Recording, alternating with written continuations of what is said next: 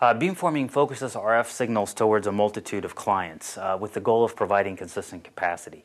Beamforming can be done either in silicon or with software steerable dynamic antennas. When beamforming is done in silicon, it requires cooperation from the clients, and hence it requires 802.11n standard support. Currently, that is an advanced option in the 802.11n standard, so it's currently not available, but people are working on it, and it may or may not become available in the near future. Now, the software steerable dynamic antennas work with or without this 802.11n client support, and they will be additive to it when it becomes available.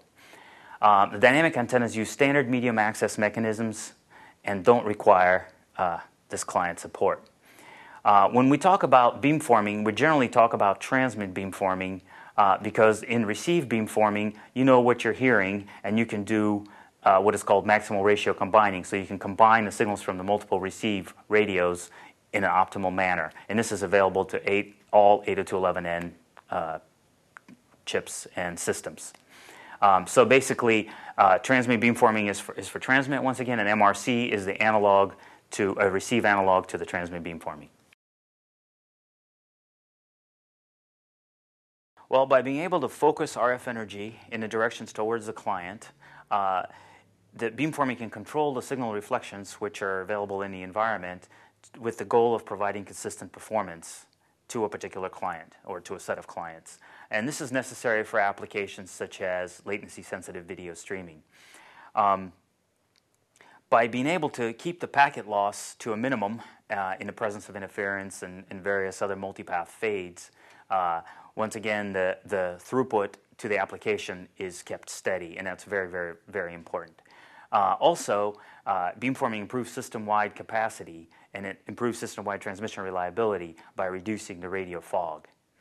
One way to look at beamforming is as an over-the-air router, which consistently adapts to the changing environment. So once a better path becomes available, beamforming will find that path and will provide that path to the client.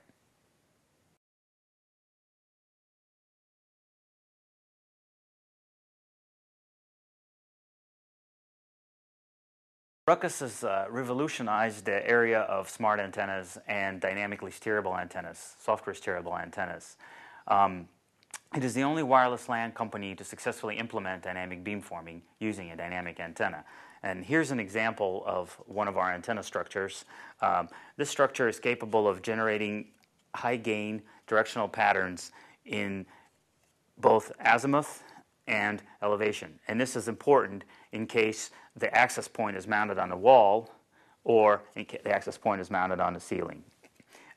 This antenna structure is specifically designed to be dual band, meaning it works with 802.11a, which is in 5 gigahertz, and it also works with 802.11b, g, and n, which is in both 2.4 and 5 gigahertz. The antenna is capable of mitigating interference and avoiding interference, and this is all done automatically via the smart software.